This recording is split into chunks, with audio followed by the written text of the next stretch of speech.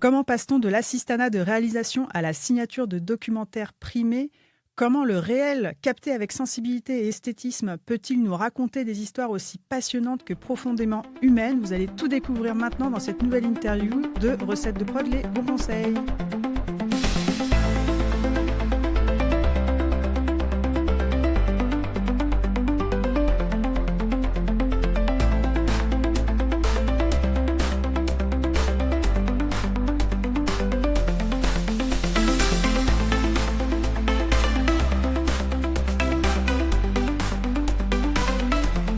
Bonjour à toutes et à tous, je suis Virginie, votre hôtesse favorite de podcast et je suis ravie de vous retrouver pour un nouvel épisode de Recettes de prod, les bons conseils, le podcast parfait pour tout comprendre des métiers de la production audiovisuelle et cinéma au travers d'épisodes tuto pratiques mais aussi d'interviews exclusives. Aujourd'hui, je reçois Stéphanie Gillard. Productrice, auteure et réalisatrice, c'est en effet par la production et l'assistanat que Stéphanie Gillard a commencé sa carrière.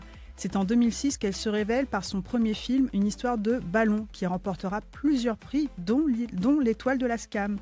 Depuis, elle écrit et réalise pour la télévision et le cinéma des documentaires portés par un fil rouge qui lui est cher, la transmission et la dynamique de groupe. Avec une sensibilité et une poésie rares, elle rend hommage aux hommes et aux femmes ordinaires qui tentent d'avancer dignement malgré les difficultés de la vie. Stéphanie, bonjour. Bonjour Virginie. Merci d'avoir accepté cette interview. J'ai hâte de présenter ton parcours aux auditeurs. Merci de m'avoir invitée. Je suis ravie. Est-ce que tu peux te représenter rapidement avec tes propres mots ?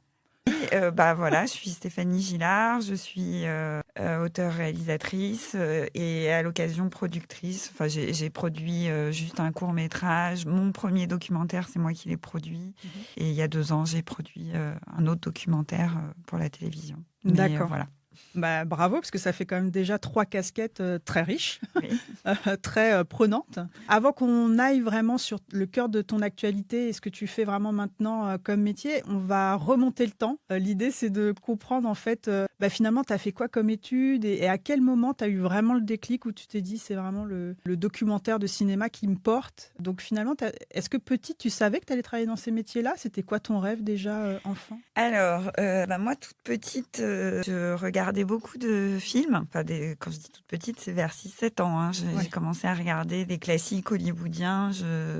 C'était le début du magnétoscope et je devais être une des seules à la maison à savoir m'en servir. D'accord. Et mes parents enregistraient beaucoup le cinéma de minuit, le ciné-club, la dernière séance. Et je regardais ces cassettes tout le temps, enfin, dès que j'avais le temps. Donc, j'étais très vite passionnée de cinéma. Alors, les gens me disaient mais tu veux être actrice ? Et je disais ah non, pas du tout. Moi, je voudrais vivre dans les films.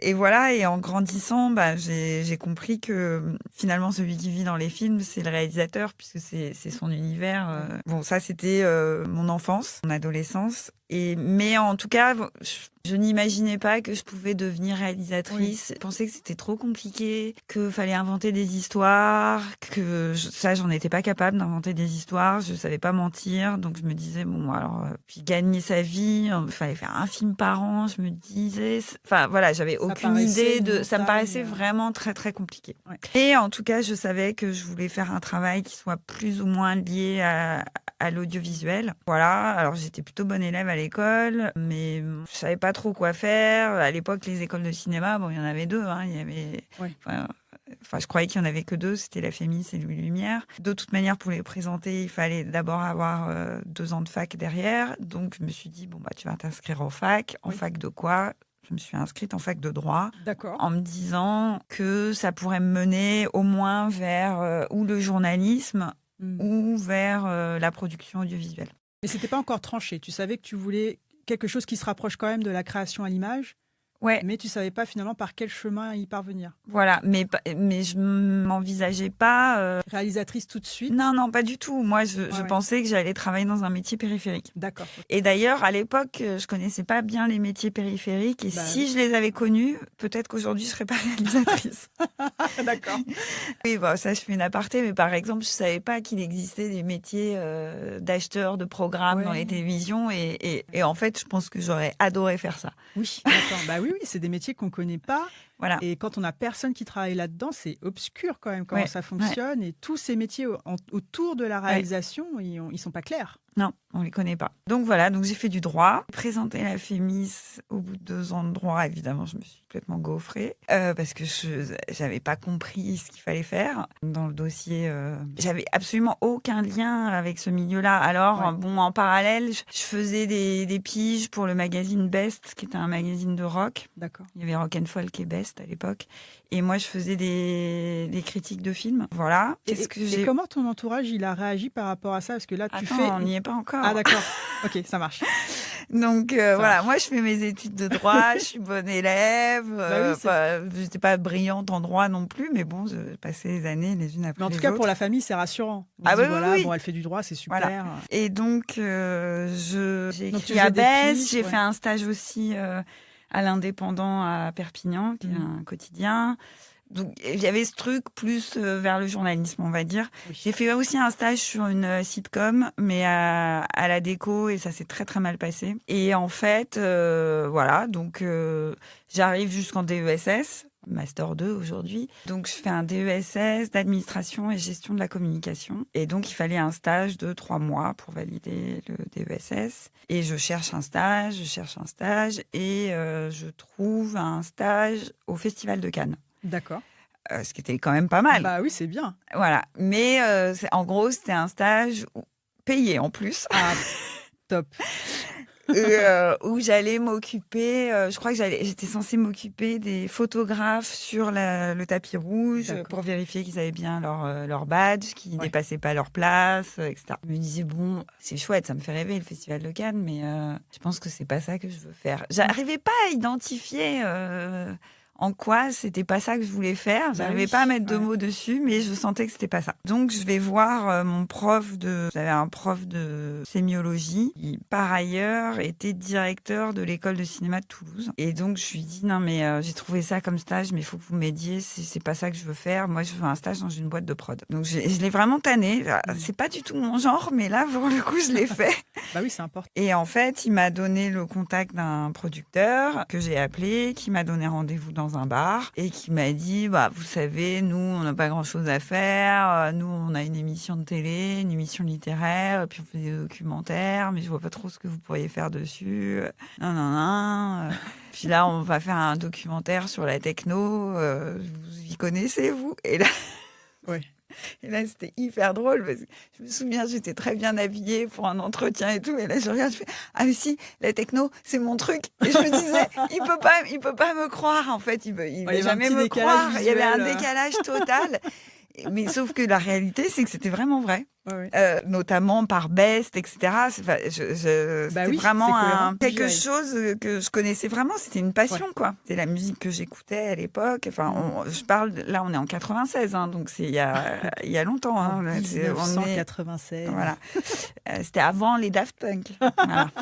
Donc, je parle pas de la même techno que celle dont on parle aujourd'hui. Et voilà. Et donc, je suis prise en stage. Et puis, en fait, moi, au lieu de faire 3 mois de stage, j'ai fait 7 mois de stage. Ah oui, d'accord. Parce que je me retrouve à pas faire du tout de la production, mais à être assistante du réalisateur. Voilà. Ah oui, et donc, j'ai voulu, mais c'est moi qui ai choisi, j'ai voulu suivre le film jusqu'au bout, jusqu'à ce qu'il soit fini. Que je suis arrivée au tout début et je suis restée jusqu'à la fin. Et c'est là que j'ai découvert le documentaire. Donc, c'était un documentaire pour Arte. Et moi, je regardais pas du tout de documentaire. Je connaissais rien au documentaire. Et en fait, je me suis rendu compte qu'il y avait peut-être une autre manière de faire des films que la fiction. Et que celle-là, elle était plus à ma portée. Ouais. J'ai eu l'impression que ça, c'était plus à ma portée. D'accord. Ouais. Voilà. Après ce film, j'avais fini mes études, donc j'ai cherché du travail. J'ai enchaîné les petits boulots. Et puis, je me suis réinscrite en fac en histoire de l'art cinéma. Et par une de mes collègues de fac, en fait, j'ai eu un stage chez Agathe Film Ex Nihilo comme assistante des producteurs. Et en fait, ils m'ont embauchée. Bon, donc je suis restée là-bas quasiment 1 an jusqu'à ce que je repasse des concours d'école de cinéma et là j'ai été prise à l'ESSAV à Toulouse. D'accord, ok. À l'ENSAV aujourd'hui. Voilà. Ok, très bien. Du coup c'est rigolo parce que tu passes quand même du côté réalisation et tu retournes à la production. Toi, tu étais plus en mode observation, test, pour vraiment être sûr de ce qui te plaisait ou pas, parce que ça n'a rien à voir. Non, mais c'est très difficile de trouver des boulots d'assistant réalisateur en documentaire, parce que finalement, c'est pas comme le boulot d'assistant réalisateur en fiction.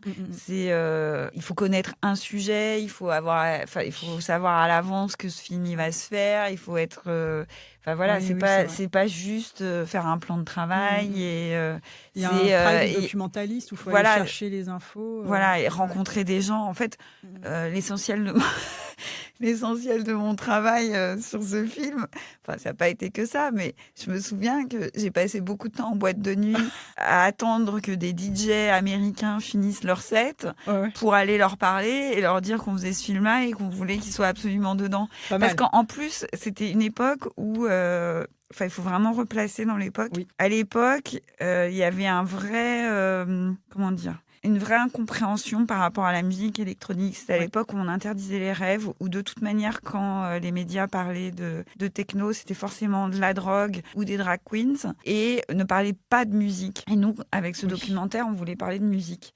D'où elle venait, pourquoi elle existait, qu'est-ce que c'était, qu'est-ce que ça racontait cette musique. Et donc quand on allait voir les pionniers de ceux qui ont créé ce mouvement-là, ils avaient un rejet des médias parce qu'ils se disaient de toute manière on va encore reparler de drogue, de nanana, et pas de musique. Donc en fait, il fallait convaincre les gens de participer au film et que nous, on allait faire le film autrement. Donc ça prend du temps et ça demande de savoir de quoi on parle. Voilà. Ouais. Et donc ça a été l'essentiel de mon travail. Je n'ai pas fait que ça, mais ça prend beaucoup de temps déjà. Mais voilà. Et alors pour revenir à comment ma famille a pris la chose, je me souviens très bien que après avoir fini le DESS, je suis allée voir mes parents en me disant bon là il faut que je leur dise que je veux faire du cinéma, qu'il faut que je fasse une école de cinéma. Je me suis dit ils vont me pourrir. Donc j'ai été déjeuner avec eux à midi parce qu'ils avaient une imprimerie, donc des fois j'allais déjeuner avec eux à côté de l'imprimerie, et là je leur dis, et je revois encore leur tête qui me dit mais nous on savait que tu voulais faire du cinéma, on comprenait pas pourquoi tu faisais du droit. Et je me souviens, je leur ai dit mais pourquoi vous me l'avez pas dit plus tôt? Ah bah non, nous on voulait pas on voulait pas t'empêcher de faire ce que tu faisais. C'est drôle. Voilà. C'est marrant, hein, comme quoi. Voilà. Donc toi, tu t'as fait du droit pour pas froisser trop tes parents. Non, mais parce que j'avais peur. Mais parce qu'en fait, j'avais peur. Moi-même, j'avais peur de pas arriver à gagner ma vie si je faisais du cinéma. J'avais peur. C'était pas eux qui me mettaient cette peur-là dans la tête, mais en même temps, peut-être un peu eux dans la manière dont j'ai été élevée. Le film de James Gray, là, Armageddon Time, parle vachement bien de ça, de la manière dont on est élevé dans une famille qui se soucie pour vous et qui veut être sûr que vous allez avoir un toit, de quoi travailler, enfin de quoi manger. Et voilà. Et du coup, ce poids de l'éducation, on l'a malgré soi.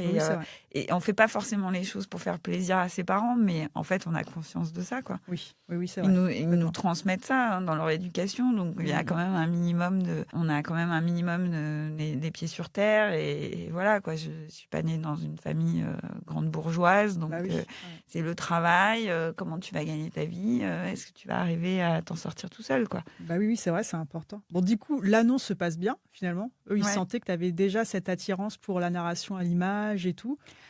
Que j'avais une passion, j'avais une passion pour ça, oui. Pour mes 20 ans, ma mère m'avait fait comme cadeau d'anniversaire, elle m'avait dit demain, je viens te réveiller à 4h du matin. Tu te prépares. Je me dis mais pourquoi et tout, tu verras. Et en fait, elle m'avait emmenée au studio d'Arpajon parce qu'elle avait un ami qui était électro et qui travaillait sur Smoking No Smoking de Alain Resnais, et donc j'ai passé la journée sur le tournage de Smoking No Smoking de Alain Resnais, et voilà, c'était la première fois que j'allais voir un tournage de film. Super. Ouais, c'est un très très beau cadeau, et voilà, donc ça c'était bien avant que je lui dise je veux faire du cinéma, mais elle l'avait compris. C'est bien, tant mieux, comme ça au moins c'est déjà quand même une facilité, parce que souvent il y a quand même l'entourage qui est un peu contre ces métiers-là, par peur, pareil, de l'inconnu, de comment finalement on peut s'en sortir économiquement malgré tout. Donc du coup, tu enchaînes sur assistanat de production en parallèle. Comment ça se passe? Est-ce que tu te dis, tiens, je pourrais peut-être aussi faire mon propre film, ou tu continues d'enchaîner pour enrichir ta connaissance vraiment de ces métiers? En fait, ce qui s'est passé, c'est que j'ai travaillé pratiquement donc pendant 1 an à Agathe Film. Ouais. J'ai beaucoup appris sur l'écriture des dossiers. Bon, j'avais déjà appris dans mon stage avant parce que j'avais quand même beaucoup écrit le dossier. Mais là, je lisais les projets qui étaient en développement à Agathe Film, qui était quand même déjà une grosse boîte. Donc il y avait beaucoup de projets en cours. Donc je les lisais. Je me suis vraiment imprégnée de notes d'intention, de synopsis, de comment on démarche pour trouver des financements, des choses comme ça. Donc j'ai vraiment beaucoup appris à ce moment-là. Mais je voulais quand même faire une école de cinéma. Donc voilà, donc j'ai présenté, j'ai été prise. Alors les SAV, il n'y avait pas de section production ni de section montage et c'est un peu particulier par rapport à d'autres écoles, c'est qu'il y a un tronc commun et on décide une fois qu'on est là-bas, au bout d'1 an ou 2 ans, je sais plus de quelle spécialité on prend. D'accord. Donc moi j'y suis allée sans savoir et finalement j'ai pris réalisation. D'accord. C'est bien aussi. Oui. Et là, en prenant réalisation, comment ça se passe? Est-ce que pendant l'école, tu réalises, t'écris à fond? Comment tu... Pas du tout. Alors moi j'étais un peu déçue par l'école à l'époque, moins maintenant. Mais voilà. Et oui, c'est le paradoxe. Moi, j'avais fait des études, j'avais travaillé. Ouais. Donc, je revenais à l'école, j'avais 25 ans. J'attendais quelque chose de très structuré. Oui. Ouais. Et l'ENSAV, à l'époque, c'était pas du tout ça. Je sais pas comment c'est aujourd'hui, mais c'était pas du tout ça. Et du coup, j'étais très frustrée. Moi, je voulais des exercices, je voulais qu'on m'oblige à faire plein de choses, quoi. Et en fait, c'est une école où on est très, très libre. Bon, on a des exercices, mais on a beaucoup de temps pour les faire. On n'a pas besoin forcément d'en parler à ses profs. Voilà, quoi. Et du coup, je me sentais un peu laissée à moi-même. En plus, c'était une période où il y avait beaucoup de grèves étudiantes, donc c'était compliqué. Mais bon, je me sentais pas trop à ma place. Mais bon, je continuais. Et en fait, au bout de 2 ans, j'ai fait des stages sur des fictions, sur des courts-métrages et longs-métrages. Et en fait, il y a eu ça aussi qui s'est passé, c'est que je me suis rendu compte que j'aimais pas ça. D'accord. J'adore regarder de la fiction, c'est quand même ce que je regarde le plus, mais à faire, ce n'est pas ce que j'aime.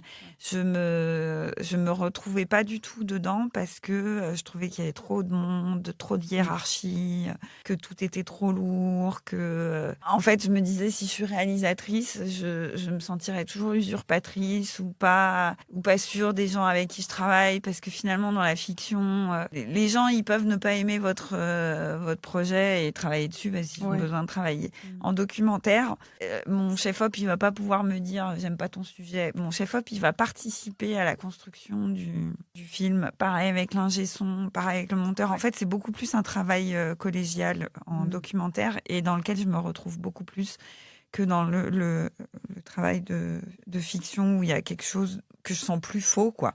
Oui, donc c'est l'art du faux, hein, la fiction. Mais j'adore regarder la fiction.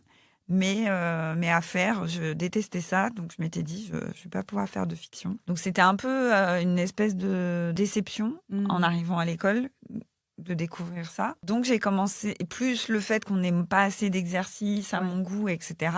Donc j'ai commencé à écrire mon premier documentaire pour lequel j'ai pas trouvé d'argent ni rien. Et puis j'en ai écrit un deuxième que j'ai réalisé à la fin de ma 3e année de l'ESAV.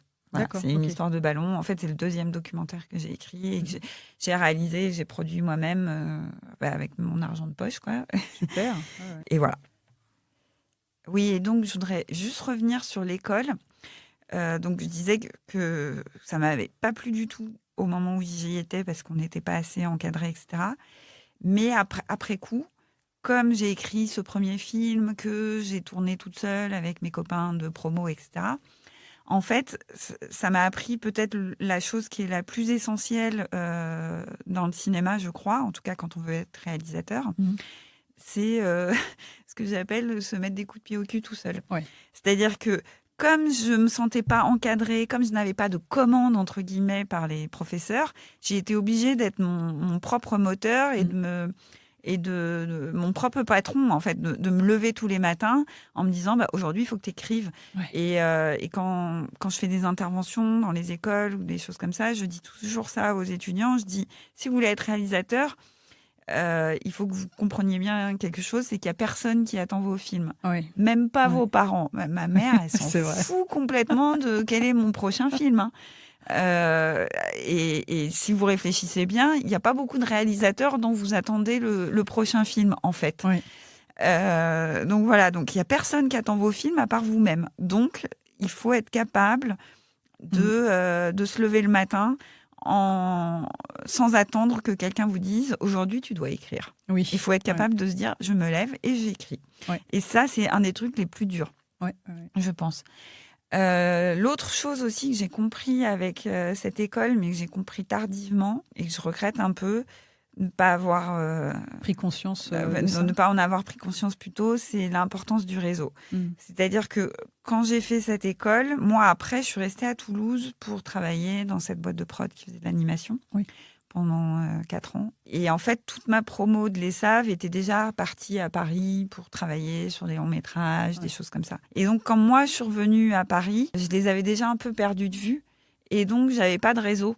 Je suis arrivée et ça a été vraiment compliqué pour trouver du travail parce que je n'avais plus de réseau. J'avais vraiment, à part 1 ou 2 personnes, je voyais plus personne de ma promo. Et je me suis rendu compte que finalement, ces premiers petits boulots dans le cinéma, les boulots d'assistanat, etc., c'est beaucoup par le réseau. Et le premier réseau qu'on a, c'est d'abord ses copains de classe. C'est vrai. Et voilà, donc ça, j'ai compris ça trop tard.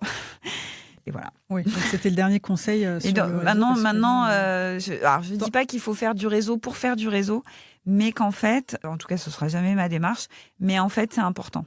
Oui. Voilà, c'est pas hésiter à dire les uns aux autres ce qu'on veut faire et voilà, c'est s'entraider. Alors, pour moi, c'est un réseau d'entraide. C'est des copains de classe, voilà. La preuve, nous, on s'est rencontrés en classe. Oui, c'est vrai, exactement. Oui, non, mais tu as bien fait d'en parler parce que c'est important aussi. Et finalement, ce premier groupe d'entraide, ça peut être aussi un groupe de remue-ménage, de brainstorming qui peut aider aussi à trouver d'autres solutions, à ouvrir d'autres perspectives. Oui. Bon, en tout cas, effectivement, c'est important de rappeler qu'il faut, pour les jeunes entrants ou même les renouveaux dans les études, ça te revient, vas-y, avant que ça reparte. Non, en fait, la particularité, quand je suis arrivée à l'ESAV, c'est que moi, je disais toujours, je viens pas chercher un diplôme, puisque j'avais déjà des diplômes. Oui. Donc, je venais faire du cinéma. Je courais pas après le diplôme. Et donc, là, je le vois aujourd'hui, dans une génération de jeunes, en tout cas, quand je parle avec mes nièces, etc., qui veulent pas faire du cinéma particulièrement, mais qu'on fait un peu des études et qui se disent non mais c'est bon, je sais, j'ai pas besoin de plus. Et en fait, je leur dis mais faire une école spécialisée dans le domaine qu'on veut, ça va quand même t'aider à t'ouvrir des portes parce que ça va te faire un réseau. Même si tu as l'impression que tu sais déjà tout, refaire 1 an, refaire une formation, ça sert aussi à ça. Oui, complètement. Donc, faut pas hésiter. Et puis on apprend et c'est toujours bien d'apprendre et ça fait toujours évoluer. Complètement, voilà. D'autant plus qu'on apprend généralement de personnes qui sont encore dans les métiers. Donc du coup, ça ouvre aussi une réalité concrète de au quotidien, ça se passe comme ça. Ouais. Donc très bien. Et puis en plus, toi, tu continues toujours à te former, mine de rien. Dès que tu as besoin d'apprendre un truc nouveau, tu y vas. Donc ça, c'est quand même une vraie force. Et rien que pour ça, chapeau, parce que c'est hyper important. On est dans des métiers très vivants. C'est une matière hyper vivante, la production audiovisuelle et le cinéma. Donc, c'est important de se tenir à jour tout le temps et de s'auto-former ou de se former très régulièrement pour ne pas être complètement perdu. Et c'est là où tu t'es dit, c'est vraiment là que je veux être. C'est ça que je veux faire.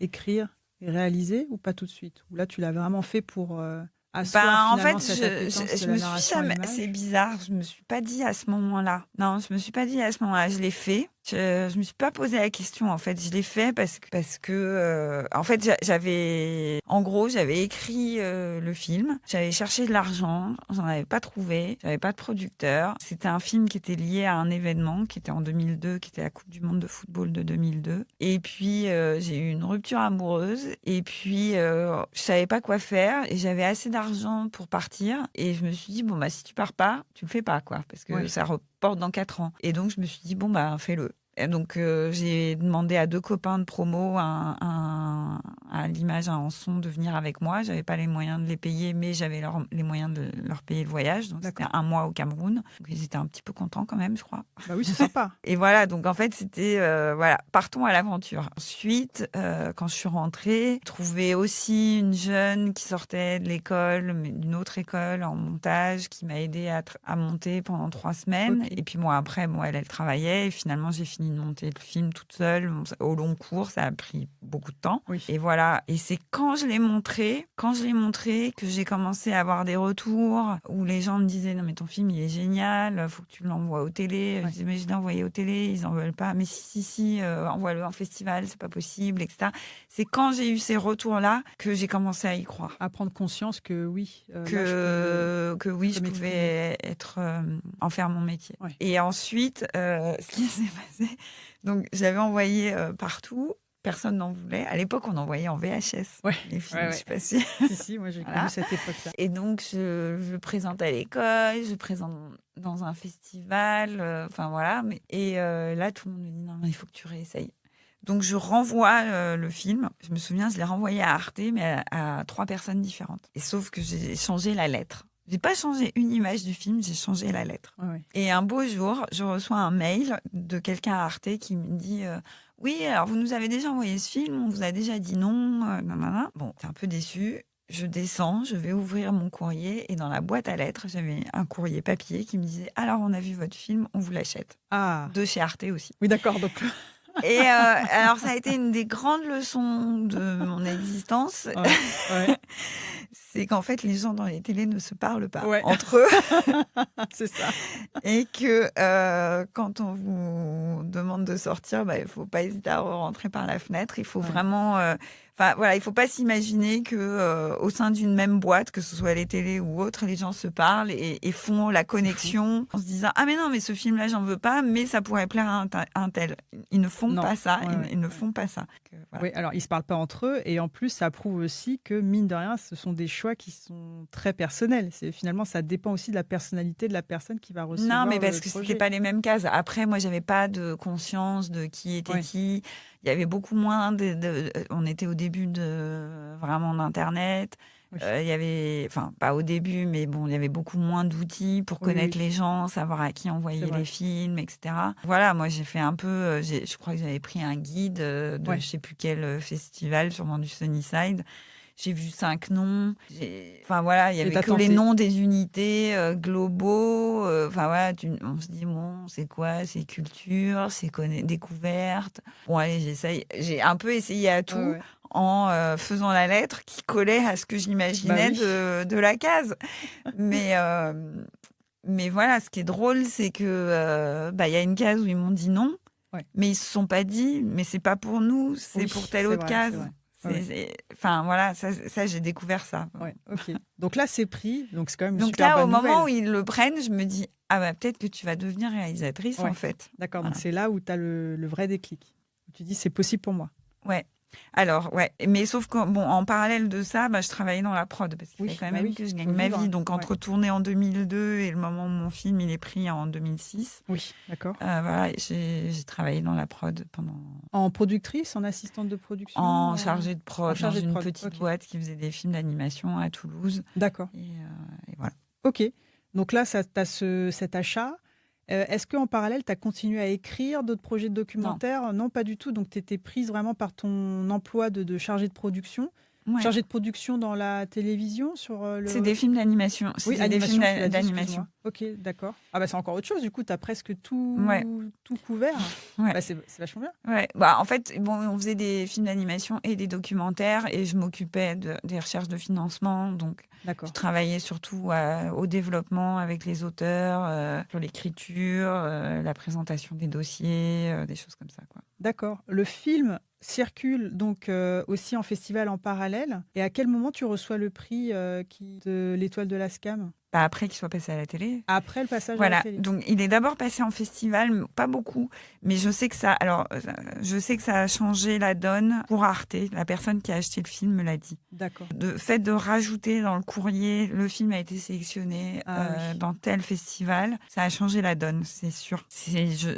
Que le film soit sélectionné dans un festival ou qu'il ait été soutenu par une région, ça changeait. Rassure Voilà. sur la qualité. Et le mettre dans le courrier, ça avait changé la donne. Ce qui s'était passé aussi, c'est que j'étais partie avec mes économies faire le film. Et quand je suis rentrée, j'ai su que j'avais eu l'aide de la région Midi-Pyrénées qui me remboursait en fait ce que j'avais dépensé sur le parfait. film. Donc, j'ai fait ça aide. poker. Ah ouais, c'est bien. C'était justifié parce que pour le coup, tu étais quand même partie le faire. Donc là, impeccable. Et voilà. Mais donc après, en fait, qu'est-ce qui s'est passé? Donc j'ai quitté l'emploi que j'avais dans cette boîte de prod d'animation et je suis partie en voyage pendant 2 mois avec une autre idée de film. Je suis partie en Inde pendant 2 mois pour enquêter sur mon idée de film. Et quand j'étais là-bas, c'est là que j'ai reçu le coup de fil de ma mère qui m'a dit « Il faut que tu rentres.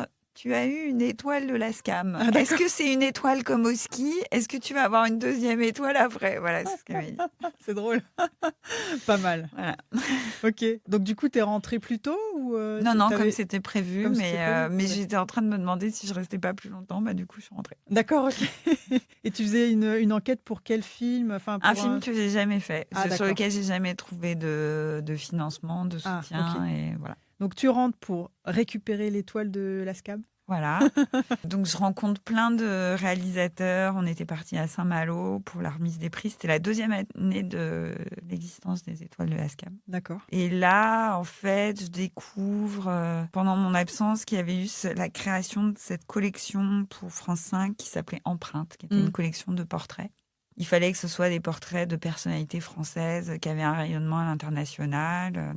Ça avait été créé pendant que j'étais pas là, donc j'étais pas au courant. Et tous les réalisateurs parlaient un peu de ça, qu'il y avait une liste qui était un peu établie de gens. Et moi, quand on me dit ça, direct, je dis Michel Legrand. Je dis Michel Legrand, 2 ou 3 Oscars, voilà. Et donc, je vais voir la liste en rentrant et je vois que Michel Legrand, il n'est pas dans cette liste de personnalités. Donc, j'étais très étonnée. Et j'avais un copain qui travaillait avec Michel Legrand, qui était contrebassiste, qui avait travaillé plusieurs fois avec lui et qui me dit « Je te donne son numéro, mais tu ne le donnes à personne. » Important de respecter. Ça a été mon erreur. Ah. Enfin, pas dans le sens... Voilà, donc je contacte Michel Legrand, je lui explique que je fais un film sur lui pour Empreinte. Voilà. Entre-temps, par une des réalisatrices que j'avais rencontrées à Saint-Malo, je rencontre un producteur. Il lui avait produit son film à elle, sur Michel Serres, je crois. Donc je le rencontre pour ce projet sur Michel Legrand. Il me dit « c'est une super idée, nanana ». Donc j'appelle Michel Legrand, oui, rencontrons-nous. Donc on va dîner un soir, mon producteur, Michel Legrand et moi. Le dîner se passe très bien et tout. Et puis derrière, trop de nouvelles du producteur. Ah, ok, zut. Qu'a-t-il fait? Et puis finalement, il m'appelle, il me dit bon, en fait, voilà, Michel Legrand, il est intéressé. Mais est-ce que tu pourrais me donner son numéro de téléphone? Il faudrait que je le rappelle. Et moi, je lui donne son numéro de téléphone. Mais bon, je pensais que c'était le producteur. Oui. Producteur avec lequel je n'avais rien signé. Voilà, on voit venir la petite douille. On la voit arriver. Voilà. Et donc, en fait, il me rappelle un peu plus tard en me disant alors j'ai parlé avec lui, il a vraiment envie qu'on fasse le film. Mais en fait, il veut pas que ce soit toi parce que tu n'as fait qu'un seul film. Classique, j'ai envie de dire. Voilà. Donc, je vais le faire avec quelqu'un d'autre. Super. Wow. C'est voilà. Donc, moi, j'étais ultra choquée. Je me disais, mais ok, enfin, je peux entendre que j'ai pas assez d'expérience, mais propose-moi un job au moins sur ce film. Oui. Je pourrais être monteuse, assistant réal, voilà. Enfin, à un moment, moi, mon but, c'est juste de travailler, quoi. Et rien. Donc voilà. Okay, ça a été une de mes premières grandes déconvenues du cinéma. Voilà. Oui, parce que tu ramènes juste la case, l'invité. Enfin voilà, c'était quasiment un prêt à faire. Oui, c'est moi qui crée le projet. Incroyable. En fait. Incroyable. Je suis à l'origine, enfin qui fait la jonction entre la case et le bon sujet, qui va chercher le sujet et le producteur en fait. Et en fait, je suis la seule à être exclue du truc. Bon. Je sais pas si ce film il s'est fait au final, mais voilà. Donc bah oui, non mais c'est un peu dur. Et comment t'as rebondi après ça, parce que c'est quand même un coup dur, c'est une injustice complète. Donc, Ouais. Alors comment j'ai rebondi? Ben je sais pas. À l'époque, parce que tu cherchais encore du travail du coup. pour en production peut-être? Alors non, ce qui s'est passé, c'est que j'avais rencontré un autre producteur dans un festival à Montréal qui avait vu mon film et qui m'a appelé pour me proposer, c'est lui qui m'a proposé un sujet. D'accord. Qui était il m'a dit, voilà, il y a un livre qui est sorti sur un Touareg qui a créé une école pour les enfants Touareg au nord du Mali. Lis-le et dis-moi si ça te dit de faire un film. Et donc, j'ai lu le livre et en fait, tout de suite, je lui ai dit, bah oui, je me vois tout à fait faire un film là-dessus. Donc, en fait, j'ai rebondi là-dessus et voilà. D'accord, donc tu es partie écrire, réaliser J'ai écrit, on a trouvé des sous et j'ai réalisé le film. Bon, et là, du coup, c'était un film pour la télévision? Ouais, pour France O. Et après, comment ça a été pour toi? Est-ce que tu as eu des retours par rapport à ta carrière? Tu as eu d'autres propositions qui sont venues après? Parce que là, tu commences un deuxième film. Non, pas du tout. Ah bon, d'accord. Donc c'est encore toi qui pars. C'est toujours moi qui génère. Qui impulse. À part ce film-là, Les Petits Princes des Sables, c'est toujours moi qui génère. Ah oui, d'accord. Même les producteurs avec qui tu as travaillé, bien plus tard, là, depuis que j'ai fait The Ride ou Les Joueuses. Ouais. Comme ça, une exposition cinéma. J'ai eu à chaque fois des appels. Tous les ans, j'ai un appel d'une grosse boîte de prod, genre Éléphant, Bagna. J'ai eu une autre boîte de prod. Des gens qui souvent veulent que je refasse à peu près ce que j'ai déjà fait. Ah, par exemple, avec Les Joueuses, là, j'ai tout le temps des appels. Ouais. J'ai eu KM qui m'appelle pour faire un 2 fois 52 minutes sur l'équipe de France de foot féminin pendant les JO pour France 3. La date est déjà déterminée. Qui va mêler et le parcours pendant les JO et leur histoire à elles, comment elles ont dépassé les plafonds de verre. En gros, exactement la même chose que ce que j'ai fait pendant les Joueuses. Donc, on me demande ça. Le truc est déjà tout balisé. Comme c'est une très grosse boîte de prod, limite, l'accord est déjà signé avec la chaîne. Et en même temps, on me dit, mais en fait, il y a déjà un réalisateur qui est chef-op, mais bon, qui est réalisateur, mais qui ne pourra pas être disponible tout le temps. Et donc, on vous veut, vous, pour que vous écriviez. Je dis, mais attendez, vous voulez que j'écrive un dossier? Vous voulez que, c'est une blague. Vous voulez que je sois vraiment réalisatrice? Enfin, moi, si je suis réalisatrice, je ne peux pas être avec quelqu'un d'autre. Moi, je veux travailler avec mon chef-op. Non, mais c'est dingue. Et non, mais... vous pouvez faire des co-réalisations, là vous êtes en train d'en faire une. Je dis, enfin c'est pas la même chose, où il y a zéro budget, voilà quoi. Si là je comprends pas bien et est-ce que vous avez bien vu ce que je fais comme genre de film ou parce que en plus moi j'ai été voir ce que fait ce chef-op qui en gros faisait des rendez-vous en terrain inconnu. Donc oui on a bien vu coup de fil de la productrice, c'est vous qu'on veut machin. Donc vraiment léchage de bottes totale. Et moi, dès le début, je sentais qu'il y avait un truc qui collait pas, quoi. Et puis au final, ils m'ont dit non, mais en fait, France Télé voulait quelqu'un d'autre, un profil plus journalistique. Et j'ai envie de leur dire, mais vous m'avez fait perdre mon temps, quoi. Enfin, pourquoi vous êtes venus, à part pour mettre le nom d'une nana sur le dossier, parce que visiblement, c'était ça qu'il leur fallait. Ouais. Mais dites-le à ce moment-là. Oui. Bon, d'accord. Voilà. Mais oui, donc souvent on me propose des trucs qui ressemblent à ce que j'ai fait. Et ça va pas plus loin. C'est étrange comme... Et c'est toujours des grosses boîtes qui viennent me revoir pour « Ah, on a ce sujet-là qui pourrait très bien aller pour telle chaîne. Est-ce que ça t'intéresse ?» Alors moi, je réfléchis. Souvent, j'écris quand même une page et puis après, plus de nouvelles. Ah oui, d'accord. Bon, c'est dur, quoi. Enfin, c'est un peu... Donc finalement, ces films-là, non, je les fais pas. J'aimerais bien en faire. Franchement, il y en a où...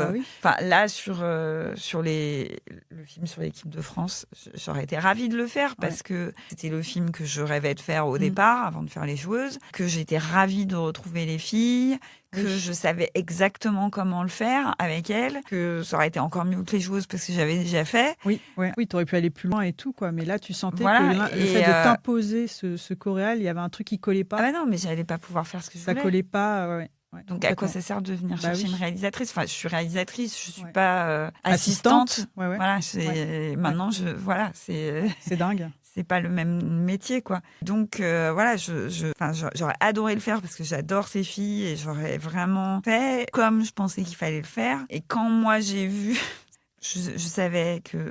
en gros, moi, je suis dans un tournage où je suis ultra discrète, je n'embête pas les gens, surtout.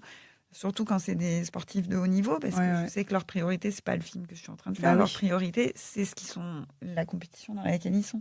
Et en fait, comme c'était quelqu'un, rendez-vous un terrain inconnu, c'est beaucoup d'interviews, c'est beaucoup d'interventions de celui qui est derrière la caméra. Et à ce moment-là, je me suis pas du tout les mêmes styles. Bah oui, ça va les perturber dans leur prépa, dans leur objectif qu'on veut suivre comme ça, un petit peu caché. Enfin, c'est vrai que tu as vraiment cette approche-là hyper respectueuse des personnes que tu vas filmer, comme dans L'âme ultramarine. Je me rappelle, il y avait aussi, on sent vraiment que à un moment, ils oublient très vite la caméra, finalement. C'est le but, en fait, c'est d'être là, mais de ne pas les embêter. Ah oui. C'est moi de faire mon film, et eux, ils font leur job. Et ça marche, je ne veux pas leur demander de faire quelque chose pour la caméra. À partir du moment où je fais ça, je les sors de eux ce qu'ils sont en train de faire. Donc, pour moi, c'est pas possible. Et je trouve que ça marche vraiment bien dans ton cinéma, parce que du coup, on a l'impression vraiment d'avoir ce cadeau d'assister aux coulisses de ce qui va se préparer, des enjeux, de l'intimité des personnes, de comment elles se préparent. Mais pour les diffuseurs, c'est pas rassurant, ça. Parce qu'en fait, d'avoir quelqu'un qui contrôle... parce que... Oui, parce que pour eux, d'avoir quelqu'un qui va contrôler le tournage, qui va demander aux gens de faire telle ou telle chose, c'est sûr que... En fait, le résultat va arriver à quelque chose qui est proche de ce qu'ils connaissent, de quelque chose qu'ils ont déjà fait, etc. Finalement, de laisser les personnages qu'on filme, de ne pas les perturber, etc., ça ouvre une porte à l'ennui. Hein. Souvent, la vie est pas très palpitante. Et en même temps, c'est authentique. C'est-à-dire mais voilà. Mais je comprends. Et puis, voilà. Est-ce que c'est pas ça, finalement, la grande différence entre la télévision et le cinéma d'un point de vue documentaire, où finalement, dans le cinéma, on peut se permettre d'être plus dans l'authenticité, dans l'intime Oui. Alors, le subtil, et la sûr. télé, il faut que ça reste quand même rythmé, c'est sûr, intriguant, et formaté. C'est complètement sûr, mais ça, c'est une évolution récente. C'est-à-dire que moi, au moment où j'ai commencé, quand je fais une histoire de ballon, que vous pouvez voir, je l'ai mis sur YouTube maintenant. Ouais, je mettrai les liens en description. Le film est tellement vieux et puis il a été diffusé vraiment beaucoup, donc maintenant je l'ai mis sur YouTube. À cette époque, ce genre de film, on pouvait les faire pour la télévision. C'est-à-dire que ça, c'est mon interprétation, c'est qu'il y a vraiment eu un âge d'or du documentaire à la télévision. Et à partir de 2000... c'est quand la création de la TNT ? 2002 ? C'était 2002, il me semble. Ouais. À partir de là, il y a eu une vraie évolution. D'accord. C'est-à-dire qu'il y a eu un formatage global et un désengagement total vers le documentaire de création. Mais même de chaînes comme Arte, France Télé, etc. Oui, il y avait la peur de perdre l'audience. Il y a un vrai désengagement vers le documentaire de création. Et du coup, le documentaire de création, pour exister, il a été obligé de se rabattre vers le cinéma. Moi, au début, les films que je fais pour le cinéma, je les fais exactement de la même manière que ceux que je faisais pour la télévision au départ. Simplement, je peux plus les faire pour la télévision aujourd'hui. Il y a que quelques petites cases sur France 3, ou il y en a une sur France 2, mais où en fait, si le type de sujet qu'on veut aborder ne rentre pas dans leur ligne éditoriale, on a beau avoir la bonne forme, ça ne rentre pas. Et du coup, il n'y a plus rien. Et sur Arte, il y a plus que la lucarne. Et encore, ça devient presque l'extrême de ça. Souvent, c'est des films très expérimentaux, très poétiques. Il y a quand même aussi un entre-deux. Hein. On peut faire du film d'auteur sans être abscon. Oui, c'est vrai. Ouais, complètement. Je suis tout à fait d'accord. Il y a des super films sur la lucarne, hein, mais voilà. Non, mais c'est très clair, on comprend mieux. Enfin voilà, on a vachement dévié. Là. Non, c'était parfait. Non, c'est cohérent parce que du coup, il y a cette approche sincère et authentique de ta vision narrative du documentaire à l'écran, et finalement, comment tu te confrontes aux attentes des chaînes de télévision qui évoluent du coup avec l'arrivée de la TNT. Et donc, la multiplication des cases, donc comment on va réussir à garder notre audience et à faire quelque chose du divertissement, on peut dire un peu plus structuré, même dans le documentaire. Et toi, comment tu arrives à t'adapter ou à essayer de naviguer là-dedans? Donc, c'est un petit peu compliqué. Hein. En fait, j'ai du mal à... Enfin, parfois, je voudrais m'adapter. Donc, quand on me propose de refaire le film, je sens que ça va être plus être un film télé que ce que j'aurais voulu faire. J'aurais été prête à le faire. Oui. Mais, de toute manière, ils n'ont pas voulu, donc... Oui, mais après, ce qu'on comprend par rapport à ton parcours, et puis tu l'as dit tout à l'heure, tu as dit quand tu étais petite que toi, tu ne te voyais pas dans la fiction parce que tu n'arrivais pas à mentir. Il y a vraiment cet affect très fort à l'authenticité. Oui. C'est ton maître mot et on le voit à travers ton travail. Moi, il y a un film que j'ai énormément aimé, je te l'avais dit, c'était The Ride. Est-ce que tu peux nous raconter un peu l'histoire de ce film-là que j'ai trouvé, j'ai trouvé génial, et en plus en salle de cinéma, j'étais transportée, je te l'avais dit. Hein. Ouais. Est-ce que tu peux nous raconter comment est né ce projet, comment ça s'est passé, parce que c'est quand même humainement pour toi, une aventure juste énorme. Alors, donc après Les Petits Princes des Sables, après mon deuxième film, j'ai commencé à écrire The Ride. En fait, ça faisait longtemps. C'était même une de mes premières idées quand j'étais encore à l'école de cinéma. Je voulais faire un film sur Jim Harrison, l'écrivain américain. Et j'arrivais pas à l'écrire. Et du coup, quand j'arrive pas à écrire, je lis pour repousser le moment d'écrire. Et donc, je lisais tout Jim Harrison, et même ses articles, ses interviews, je lisais absolument tout. J'avais lu déjà tous ses romans, mais bon. Voilà. Et donc, je suis tombée, à la fin de ces lectures compulsives, je suis tombée sur un livre de photos de Guy Le Quérec, dont il avait écrit la préface. Et quand j'ai vu ces photos, je me suis dit, ah, mais c'est ça que je veux faire. Parce qu'en fait, moi, ce qui m'intéressait dans Jim Harrison, c'est qu'en fait, c'est un écrivain qui va toujours chercher les traces de l'histoire américaine dans le présent. Et c'est ça que j'essayais d'écrire à partir de Jim Harrison, mais je savais pas par quel bout le prendre, etc. Et quand je vois ces photos, donc c'était les photos d'une chevauchée qui était en 1990, de Sioux Lakota, qui faisait 450 km à cheval pour commémorer le massacre de Wounded Knee en plein hiver. Quand je vois ces photos-là, je me dis, voilà, c'est exactement ça que je veux raconter, parce que les photos, c'était des photos en noir et blanc. On pouvait avoir l'impression que c'était des photos qui avaient été prises au 19e siècle par Edward Curtis ou quelque chose comme ça. Et sauf que derrière les types à cheval, il y avait des bagnoles, il y avait des lignes à haute tension. Finalement, ils portaient des masques de ski, des parkas. Et donc, il y avait une espèce de mélange de signaux, voilà, entre le passé et le présent. Une superposition des temps, quoi. Exactement, une superposition des temps. Et ce qui était exactement ce qui m'intéressait dans l'œuvre de Jim Harrison. Sauf que là, je la trouvais en une image. Donc, je me suis dit, non, mais c'est ça que je veux faire. Voilà. Plutôt que là, tu as un lieu, un temps, c'est ça qu'il faut faire. Donc, j'ai commencé à chercher pour voir si cette chevauchée existait toujours. J'ai trouvé des articles dessus.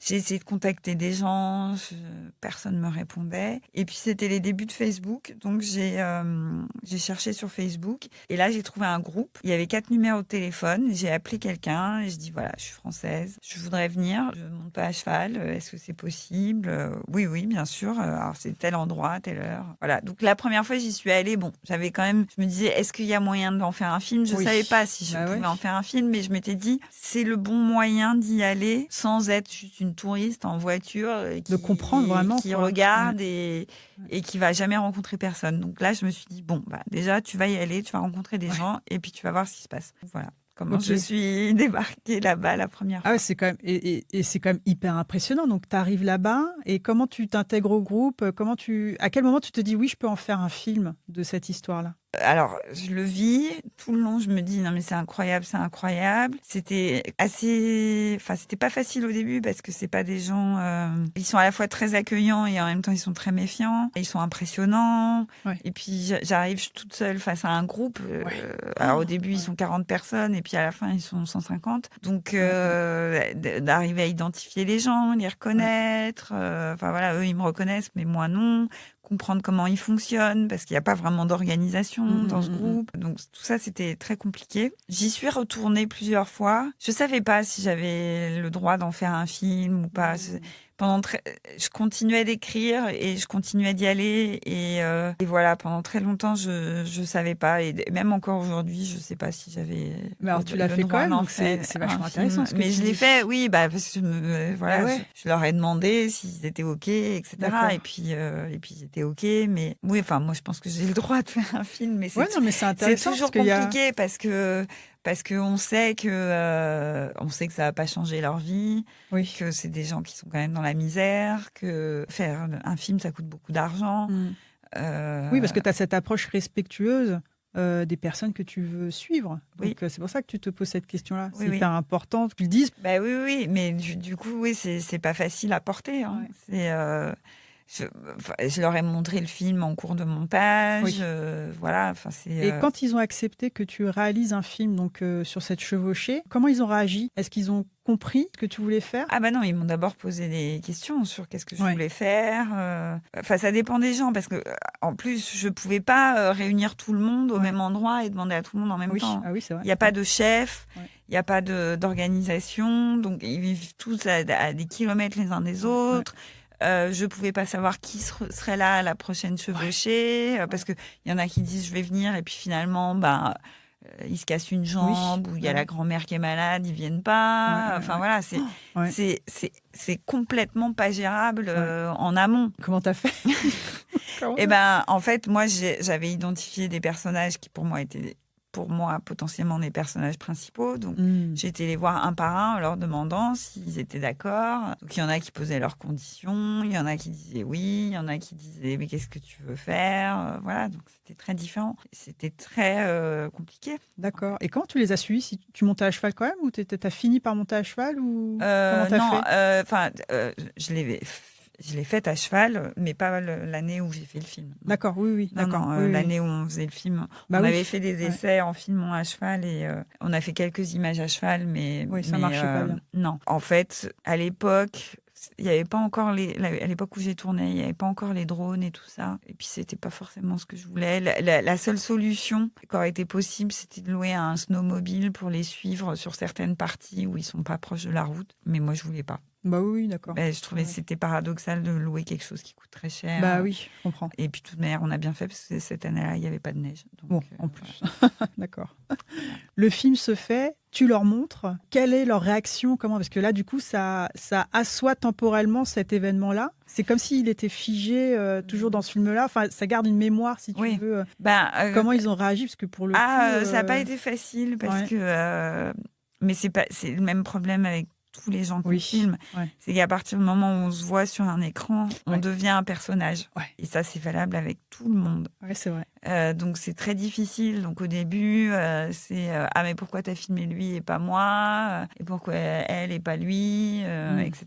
Mais pourquoi t'as pas gardé ça? Et pourquoi t'as mis ci? Donc, ça a été très compliqué.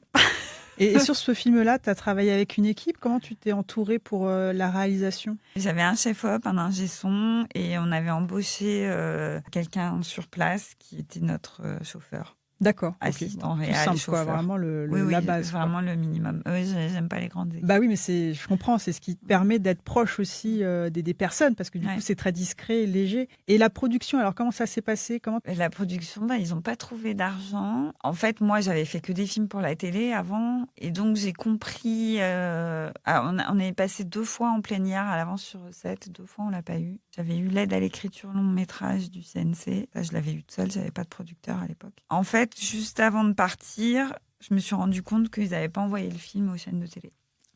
Et moi, j'avais pas compris qu'il y avait vraiment 2 manières de produire entre l'audiovisuel et le cinéma. Pour moi, c'était les mêmes films. Donc, je comprenais pas, même si elle voulait en faire un film pour le cinéma, qu'elle ne l'ait pas envoyé aux chaînes de télé avant de tourner, parce que je sais qu'une fois que c'est tourné, c'est très compliqué que Arte, en l'espèce, prenne un long métrage documentaire. Donc, c'est que avant. Et donc, je me suis rendu compte de ça juste avant de partir tourner. Ça a été une grande, grande déception, parce que je me suis dit, mais ce film, à cause de ça, ce sera très compliqué de le vendre. Et en fait, c'est ce qui s'est passé. Donc, en fait, on l'a monté en rentrant. Donc, quasiment en 1 an, il était fini de monter à peu de choses près. Fin 2012, la version qu'on avait, c'est quasiment celle qui est sortie en salle. Mais elle le présentait à des distributeurs cinéma et personne n'en voulait. Donc, il y a eu une espèce de flottement pendant 3 ans. Ah oui, quand même. Voilà, où il ne se passait rien. Parce qu'en fait, elle trouvait pas de distributeur. Mais en même temps, on me disait pas clairement qu'est-ce qu'on voulait que je fasse. Ou alors, si, on me demandait de remonter, mais en même temps, on n'appelait pas ma monteuse pour lui demander, pour lui dire combien elle serait payée. Donc, moi, je peux pas. Bah oui. Je ne peux pas appeler ma monteuse pour travailler gratuitement, quoi. Quand c'est un choix de la prod, moi, le film, il m'allait comme il était. Un des gros différends qu'on avait, c'était que la production voulait que j'ai un carton explicatif au début du film. D'accord. Et ma monteuse et moi, on trouvait qu'on n'en avait pas besoin parce que tout était expliqué dans le film. Et voilà. Donc, moi, je voulais pas le faire. Bah oui. Et en plus, même si on me demandait de le faire, le problème, c'est qu'on me proposait pas de payer la personne qui allait le faire. Donc, moi, je suis pas productrice, je peux pas embaucher quelqu'un pour faire quelque chose qu'un autre producteur me demande de faire. C'est complètement absurde. Oui. Donc voilà, on est resté dans une espèce de statu quo là, comme ça, pendant des années, jusqu'à ce que il y ait un nouveau chargé de prod qui arrive dans cette boîte et qui prenne les choses en main. D'accord. Et donc, on l'a fait. Et finalement, j'ai fait ce carton au début. Parce que j'accepte de faire des compromis. Je ne suis pas non plus... Et voilà. Et bon, elle trouvait toujours pas de distributeur. Le film a été pris à Tribeca. Franchement, entre la version qu'on a finalisée en une semaine et la version qu'on avait montée la première année, il y avait vraiment très peu de différence. Ouais. C'était vraiment juste une semaine de travail. D'accord. Ouais, bon, c'était pour rassurer vraiment les producteurs, parce qu'ils avaient trop peur que on le a public perdu ne 4 ans, comprenne pas le film. Et 4 ans, c'est énorme. C'est incroyable. Et puis voilà, donc elles ne trouvaient pas de distribution. Au final, elles ont créé leur société de distribution. D'accord, ok. Donc, elles ont sorti le film en n'y croyant pas du tout. Et en fait, le film a super bien marché. Bah ouais. Enfin, pour un documentaire qui est sorti sur 4 copies France, on a fait plus de 15 000 entrées. Bah ouais. Ok. Et après ce film-là, comment t'as enchaîné? Qu'est-ce que t'as fait pour... Ah, tu sais plus. Bah si. Bah oui. Ah oui. C'est comme tu veux. Si, j'ai fait la Lina. Ouais, on a fait donc pour les éditeurs. Comment j'ai découvert le travail de Stéphanie, c'est parce qu'on a fait un master la même année. Donc c'était sur 2014-2015. Ouais. Le master en droit, gestion, production audiovisuelle et cinéma entre l'INA et la Sorbonne. Voilà. Donc à ce moment-là, mon film The Ride n'était toujours pas sorti. Non, j'étais dans ce flottement-là des 4 ans où ça ne bougeait pas. Ouais. Voilà, donc j'étais très... en parallèle, j'avais fait aussi L'âme ultramarine, mais qui était un film pour la télé, et qui avait été fait très vite, etc. Voilà, donc j'avais fait ces 4 films-là, mais donc j'avais The Ride qui sortait pas, où j'étais très frustrée, où je me disais, je vais arrêter la réalisation, parce que c'est pas possible, Et là, tu dis, je vais me reformer. Je vais me reformer. J'ai même voulu me former à quelque chose qui n'était plus du tout en lien avec l'audiovisuel. J'avais été prise dans la formation, mais en parallèle, j'avais postulé à la formation donc de l'INA et la Sorbonne, où j'étais sur liste d'attente. Ah, d'accord. Voilà. Okay. Et finalement, j'ai été prise. Donc là, j'ai dit, je vais pas... Allez, je donne encore une chance. Je vais rester dans l'audiovisuel. Donc, je vais prendre celle-là comme formation. Et voilà, avec cette idée, j'en reviens à ce que je disais au début, des métiers périphériques où je me disais, moi, je crois que j'aimerais bien travailler dans l'achat de programmes. Ou, finalement, ce que je préfère, c'est regarder les films, c'est pas les faire. Bah oui, c'est vrai, on en a besoin. C'est trop de souffrance d'en faire, et voilà. Oui, c'est dur. Et donc, j'ai fait ce master-là. J'ai travaillé en parallèle... J'ai fait un stage dans une boîte de VOD qui s'appelle Under the Milky Way, où j'ai appris beaucoup de choses sur la distribution digitale, où là, j'ai vraiment découvert plein d'autres métiers, où j'ai compris aussi autre chose qui était très important pour moi. Finalement, c'était pas... OK, il y a ce qu'on fait, qui est important dans le travail, mais il y a aussi les gens avec qui on travaille. Oui. Et à Under the Milky Way, j'étais toujours contente d'aller travailler, parce que j'adorais les gens avec qui je travaillais, même si des fois, ce que je faisais n'était pas très intéressant. C'est important. Mais j'étais tellement contente des gens avec qui je travaillais que je me sentais super bien. Donc ça a été... Et puis, j'ai vraiment appris. C'était très chouette. Et c'était des gens très... ce sont des gens très honnêtes et très, très carrés. Et j'en ai pas rencontré des milliards dans ce métier. Et eux, oui. Voilà, donc j'ai continué de chercher du travail, ou en télé, ou dans des boîtes de prod. Et en fait, après ce master, ce qui était complètement paradoxal, c'est que j'ai quand même passé pas mal d'entretiens. J'arrivais quand même aux entretiens. J'avais quel âge? Donc, j'avais 40 ans. Oui. Et en fait, on me disait, ah oui, mais non, on ne peut pas vous prendre parce que vous avez trop d'expérience.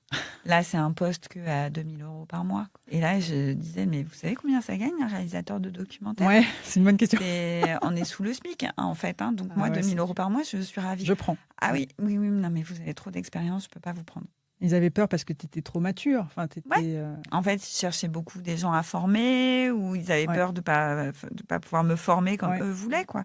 Donc, en fait, que vraiment, non, c'était pas possible d'embaucher quelqu'un à 40 ans à 2 000 € par mois. Or, moi, quand on fait un documentaire comme The Ride, moi, je suis très transparente, j'ai gagné 20 000 € pour faire le film. sachant que ça s'est étalé sur 4 ans. Bah ouais, voilà, donc c'est pas grand-chose. Voilà. Ouais, 20 000 sur 4, faites vos calculs. La réalité du documentaire aussi, hein. C'est quand même difficile. Enfin, c'est des petits budgets, quoi. Ouais.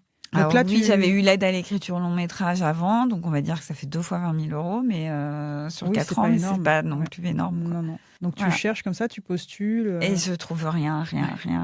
Donc j'ai une copine en Dordogne qui faisait de l'éducation à l'image, qui faisait des ateliers dans les cinémas et les écoles, qui m'a demandé de travailler avec elle. Donc j'ai travaillé avec elle pendant un an et demi à peu près. Donc j'ai fait de l'éducation à l'image. Et puis après Under the Milky Way, je trouve il y a quelqu'un qui me contacte sur LinkedIn. En fait, j'avais mon copain à l'époque qui habitait au Luxembourg. Et donc j'ai commencé à chercher du travail au Luxembourg. J'avais mon frère aussi au Luxembourg. Mm-hmm. Et il y a un mec sur LinkedIn qui me contacte pour me rencontrer. Donc, je vais passer en entretien. Et il cherchait quelqu'un pour faire des ventes d'un catalogue de films classiques. D'accord, ok. Et donc là, je me dis, génial. Bah oui, parce que c'est cohérent avec l'idée d'être dans l'acquisition. Voilà. La vente. Et donc, j'étais embauchée là-bas et ça s'est très mal passé. Parce qu'en fait, je me rendais compte que, on me demandait de vendre des films dont je savais qu'on n'avait pas les droits. Ah oui, c'est d'accord. Et pour moi, c'était pas possible. C'est particulier. Où on me demandait des choses qui n'étaient pas cohérentes. Par exemple, il y avait une association de réalisateurs de documentaires qui, pour son AG annuel, voulait passer un extrait d'un film et qui nous demandait, parce qu'il faisait les choses dans les règles de l'art, d'utiliser 1 minute d'extrait. Et là, on nous demandait de demander un prix exorbitant. Ah oui, et je disais, mais c'est absurde, ils vont pas le prendre du coup. Alors que, enfin voilà, on est du même côté. Ouais. Et en parallèle de ça, sur une télé, d'avoir un prix beaucoup moindre. Enfin voilà, c'était... il y avait des incohérences, je ne comprenais pas les gens avec qui je travaillais, donc ça s'est terminé très rapidement. Ouais. Et donc, c'était un peu... Je ne savais plus trop quoi faire. Ouais, ça refroidit un peu. Voilà, j'avais plus de travail. Il y avait un peu l'éducation à l'image, mais ça suffisait pas. Et donc, j'ai un copain qui était chef-op, qui était le chef-op du premier film sur lequel j'avais fait mon stage sur la techno, qui envoie à tous ses amis un mail en annonçant qu'il va ouvrir un restaurant. D'accord, ok. Et donc, je lui dis, si tu as besoin d'extra, moi, je cherche du travail. Bon, pas mal. Ça tombe à pic. Et en fait, ils m'ont recruté au bout d'une semaine où ils étaient ouverts. Et j'ai commencé à être serveuse dans ce restaurant-là. J'ai fait ça pendant 3 ans et demi, pendant toute la durée d'existence du restaurant. Et voilà, et je faisais ça et en même temps, je continuais l'éducation à l'image. Je faisais des allers-retours en Dordogne. Ouais. Ah oui. Et c'est pendant que j'étais dans ce restaurant que The Ride est sorti et que j'ai eu l'idée des joueuses et que j'ai tourné avec Jean-Marc qui était mon patron dans ce restaurant. C'était le propriétaire du restaurant. Donc, tu avais eu l'idée des joueuses, donc tu avais commencé à écrire et tout. Est-ce que tu avais prospecté aussi des... Alors, les joueuses, ça ne s'est pas fait du tout comme ça. Comment ça s'est passé ? J'ai eu l'idée des joueuses juste après la victoire des Bleus en 2018, parce que moi, je me disais, il faut faire les yeux dans les Bleus, dans l'équipe de France féminine de foot. Donc, je me suis dit, qui je vais contacter ? Donc, pour pouvoir faire un film sur ça, il faut quoi ? Il faut TF1 et il faut avoir un accès à l'équipe de France. Donc, je me suis dit que j'allais contacter Julie Gaillet, avec qui j'avais travaillé sur The Ride, même si c'était pas tellement elle qui m'avait suivie sur The Ride, c'était plutôt Nadia Turinsef. Et donc, je lui envoie un mail en lui disant, voilà, j'ai une idée, il faut faire... Franchement, je le revois encore, ce mail, j'étais à la SCAM quand je l'ai écrit. Il faisait 3 lignes, voilà, j'ai une idée, il faut faire un film sur l'équipe de France féminine de foot, il faut TF1 et la Fédé, et si on les a pas, on ne pourra pas le faire. Okay. Et l'année prochaine, il y a la Coupe du Monde en France, et voilà. Et elle me répond et me rappelle tout de suite en me disant, c'est une idée géniale, mais j'ai pas d'argent. Et je lui dis, mais demande pas d'argent, je te dis, il faut qu'on aille voir France. Faut TF1. Il faut les accès, quoi. Ouais. Je lui dis, il faut TF1 et la fédération, et s'ils veulent pas, on le fera pas. Mais s'ils veulent, on le fera. Parce que je savais qu'elles avaient perdu beaucoup d'argent avec The Ride, puisqu'elles l'ont financé que en fonds propres. On n'a eu aucune télé, aucun CNC, aucune aide régionale, rien. Donc voilà, quand elle me dit j'ai pas d'argent, je sais qu'elle veut pas retourner là-dedans et je le comprends complètement. Donc je lui dis voilà, on prend rendez-vous, on va aller voir et puis donc c'est qu'est-ce qu'on fait ? D'accord. On prend rendez-vous. Elle a jugé bon que c'était mieux de faire le film sur l'équipe de France avec quelqu'un d'autre et que moi, je ferais un film d'auteur sur l'Olympique Lyonnais, puisque donc en parallèle, on avait rencontré Jean-Michel Aulas pour avoir des conseils et qui, dès le début, nous avait dit si vous voulez faire les yeux dans les bleus dans une équipe de foot, moi, je vous ouvre les portes de mon club. Au sein de l'OL, j'avais plus de liberté qu'au sein de la Fédé. Quand on a rencontré la Fédé, on sentait que ça allait être compliqué. Ouais. Donc toi, tu fais le film sur l'OL. Ouais. Et là, du coup, ça se passe bien. Enfin, comment ça se passe sur ce projet-là ? Oui. Enfin, ça n'a pas été facile à faire comme film. C'était très compliqué parce que le milieu du foot, c'est compliqué. Ouais. Mais c'est compliqué parce qu'il y a beaucoup de. Ils ont du mal à ouvrir les coulisses. C'est ça ? Oui, c'est ça. Et puis, si Jean-Michel Aulas, il est complètement d'accord, le problème, c'est que les gens en dessous de lui, ils marchent tout le temps sur des œufs.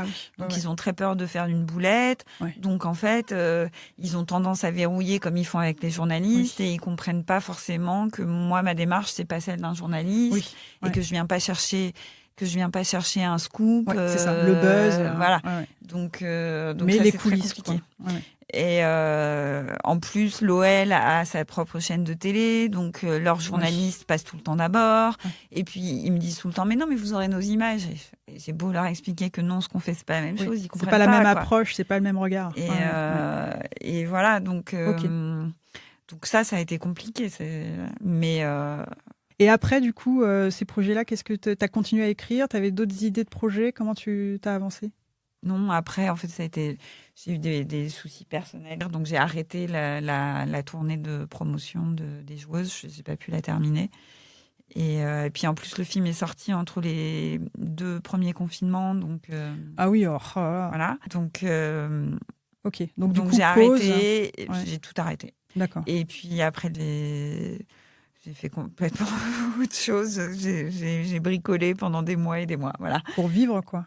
Bah non, bricoler, fait du bricolage. Enfin, ah oui, d'accord, vraiment. D'accord, excuse-moi, c'était pas une image, c'était vraiment du bricolage. Okay. Je suis restée chez ma mère pendant des mois à bricoler. Ok, bon, voilà. bon, c'est cool. Et voilà, et ensuite... non, mais c'était le Covid. Ah bah oui, tout s'est arrêté. C'était le Covid et c'est cette fameuse année blanche où... ça a été dur. Non, mais où nous, en tant qu'intermittents, c'était beaucoup plus facile parce que pas de problème d'intermittence, pas d'heures à faire, etc. quoi. Donc en fait, j'avais pas... Enfin, ça a été très simple à ce moment-là. Oui, ça faisait une petite pause parce que tu pouvais vivre un peu. Je sais, je ne porte pas Macron dans mon cœur, mais là-dessus, ça a été. Enfin, il a mis du temps à s'en rendre compte, mais à ce moment-là, l'année blanche, c'était pour génial, éviter. Quoi. Bah oui. Parce que moi, du coup, j'ai vraiment. Enfin, c'est tombé vraiment à un moment où j'avais pas la tête à travailler. Donc après, comment ça s'est passé ? Pendant le 3e confinement, là, j'étais beaucoup sur Twitter. Ouais. Il y a une communauté très cinéphile sur Twitter. Enfin, il y avait à l'époque. Et donc, pendant le confinement, tous les cinéphiles se parlaient, etc. Et ça m'a permis de rencontrer, en tout cas virtuellement, plein de journalistes, de producteurs, de cinéastes, etc. Et enfin, on se parlait, quoi. Et quand il y a eu Cannes en juillet, je me suis dit, tiens, je vais y aller parce que il n'y aura pas de boulot, les gens auront du temps. Et donc, ce sera facile de rencontrer des gens. Donc, j'y suis allée, puis j'ai posté un truc sur Twitter en proposant de boire des coups. Et en fait, ça a marché. Donc, j'ai rencontré tous les gens avec qui je discutais virtuellement sur Twitter. Et donc, j'ai rencontré plein de gens comme ça. Et j'ai rencontré un copain qui venait de se faire embaucher à la Fémis et qui a recommandé mon nom pour donner les cours à l'université d'été de la Fémis. Top. D'encadrer la réalisation des documentaires des étudiants étrangers. Donc, j'ai fait ça 2 années de suite. Ah bah super. Et en parallèle de ça, j'ai développé un nouveau film que j'ai réalisé, qui est sorti cette année, mais pour la télé. Voilà. Oui, est-ce que tu peux nous parler de ce film? Alors, c'est un documentaire qui est sur l'histoire de CB 2000, qui est la société de production qu'avait créée Francis Bouygues à la fin de sa vie et avec laquelle il avait produit Almodovar, David Lynch, Jane Campion, Kusturica, Kiarostami. Enfin, c'était complètement surréaliste. Donc, tout le monde se souvient des films, mais tout le monde a oublié que derrière, c'était Francis Bouygues, donc le grand patron du BTP et de TF1, qui avait produit ces films-là. Et moi, j'ai voulu me replonger dans cette époque que tout le monde a oubliée. Un peu, c'est venu un peu en miroir à ce qui se passait avec Netflix, parce que Netflix il y avait cette période là où ils essayaient d'avoir des grands auteurs, etc. Mais il n'y avait pas ce succès derrière de films vraiment, d'évidence de ces grands films. Il y avait pas ça dans les films que Netflix produit avec des grands auteurs. Et finalement, d'ailleurs. Entre le moment où j'ai eu l'idée et aujourd'hui, on se rend compte que tous les films qu'ils ont faits avec des grands auteurs, on les a oubliés, que ce soit Roma ou le Scorsese ou des trucs comme ça, on les a tous oubliés. C'est des films qui n'ont pas d'existence une fois qu'ils sont sortis, au moment où ils sont sortis sur la plateforme. On en parle, et puis plus rien derrière. Ils n'ont pas d'existence dans le temps. Et donc je me disais, ils ont plein d'argent, ils achètent tous les grands noms et ça marche pas. Donc pourquoi? Et donc je pensais à Bouygues qui avait plein d'argent, qui achetait tous les grands noms et ça avait très très bien marché. Et en même temps, ça n'avait pas très bien marché puisque ça avait duré que 9 ans la boîte. Et, court. Et voilà. Très le lien aussi en description pour. Et voilà, le film est sur Ciné+ en ce moment. Et donc voilà, c'est comme ça que je me suis intéressée à ça et à la question de qu'est-ce que c'est qu'un producteur au fond. Oui. Ce qui reste une très bonne question. Je me suis dit en allant interviewer. En fait, j'ai réalisé avec Emmanuel Manzano et on a décidé on a vraiment essayé d'interviewer et les gens qui avaient travaillé là-bas à CB 2000, parce qu'on s'est rendu compte qu'il y a plein de gens du cinéma aujourd'hui, du monde du cinéma, qui ont commencé leur carrière là-bas. C'est assez rigolo, quoi. On commençait comme lecteurs, enfin des choses comme ça. On a essayé de rencontrer évidemment les réalisateurs avec lesquels ils ont travaillé. Donc on a pu interviewer Jane Campion et Mike Leigh et Gérard Jugnot aussi. Kusturica, on a trouvé une très belle archive et Lynch n'a pas voulu. Au début, il a voulu, puis finalement, il n'a pas voulu. Il était très malade déjà, et ça a été notre grand regret. Et Almodovar, il n'avait pas le temps.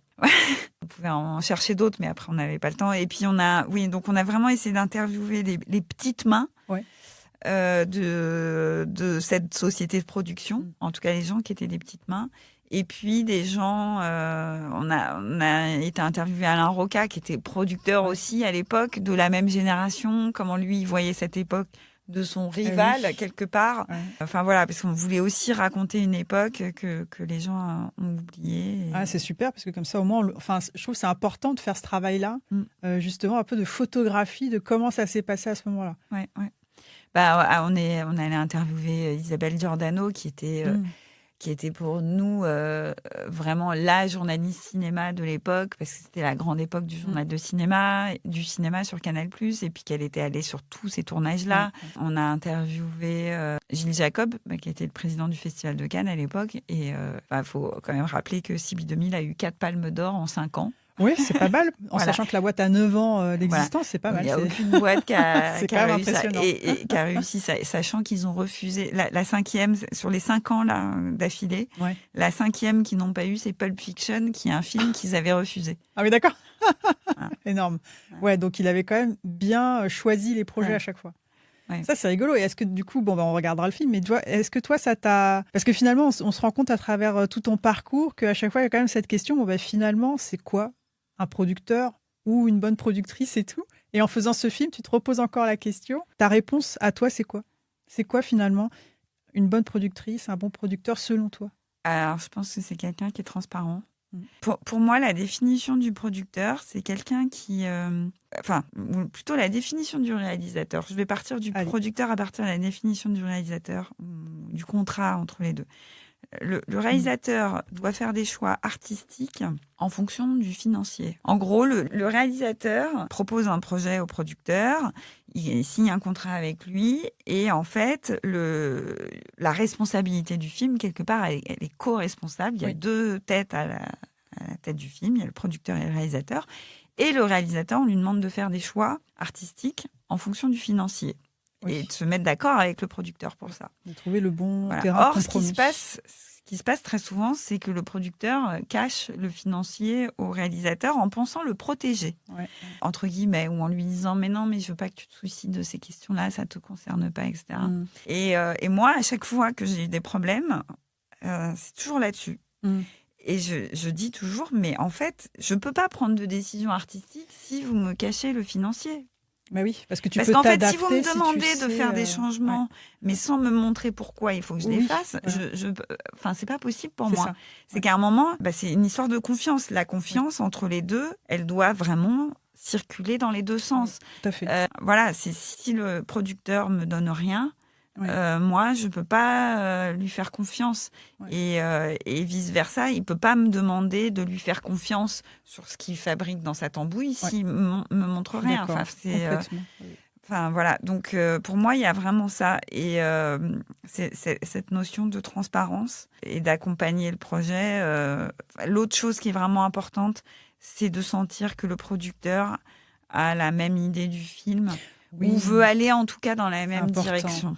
C'est important. Parce que c'est compliqué de se rendre compte que le producteur, il a envie d'emmener le film vers autre chose que ce qu'on veut. Alors moi, ça a à peu près toujours été, mais ça, c'est vraiment important. Oui, c'est vrai. Ça demande aussi d'être finalement transparent envers soi-même en tant que producteur et de faire la part des choses entre sa vision personnelle qu'on peut avoir d'un potentiel projet ou de tous les potentiels que le projet offre et la vision qu'amène l'auteur, initiateur du projet, et de vraiment trouver le terrain de compromis pour pas dénaturer, je dirais, l'essence du projet initial. C'est ça qui est vraiment important, je pense, quand on choisit un producteur, c'est de discuter de ça avant.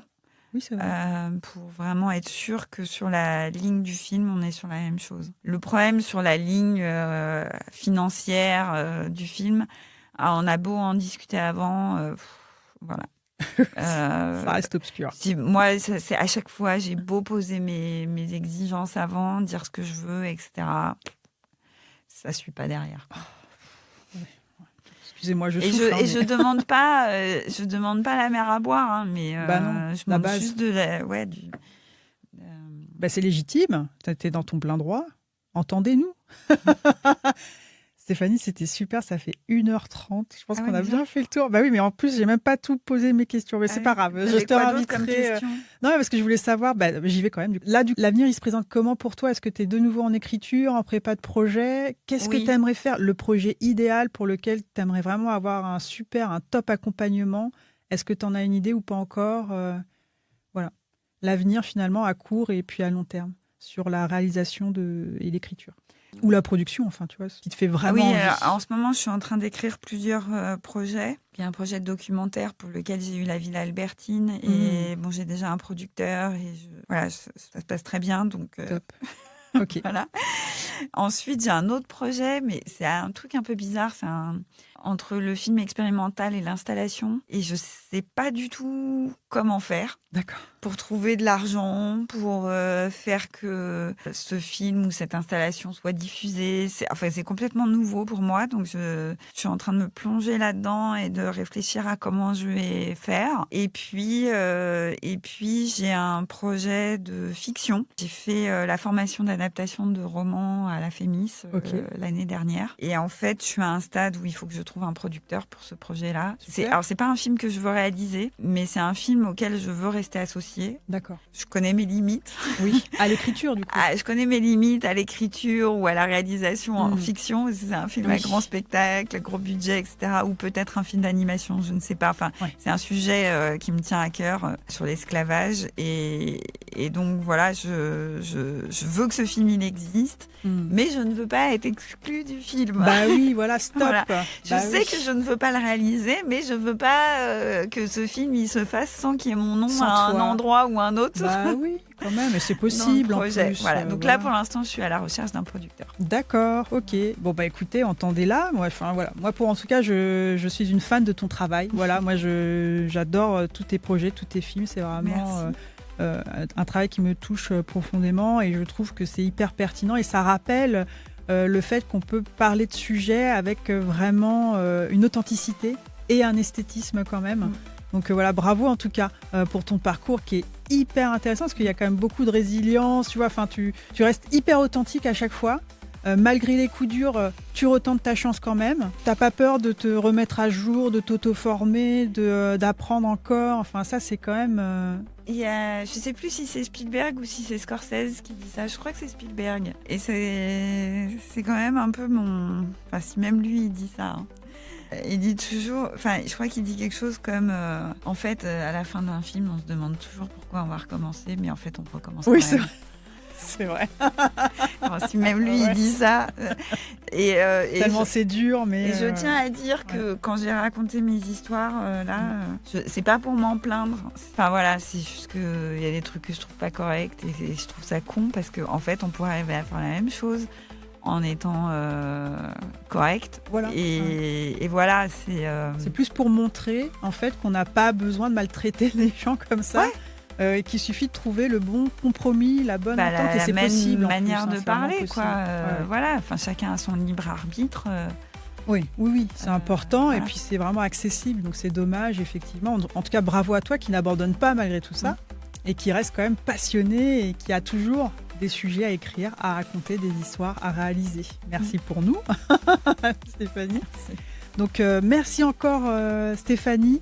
Je vous dis à très bientôt pour la suite de Recettes de prod, les bons conseils. N'oubliez pas de liker, de partager, de commenter positivement à toutes celles et ceux qui en auraient besoin. Et allez voir surtout les films de Stéphanie Gillard. Donc je vous mets un maximum de liens en description un peu partout pour aller cliquer et voir son travail. N'hésitez pas à la suivre aussi pour suivre son actualité.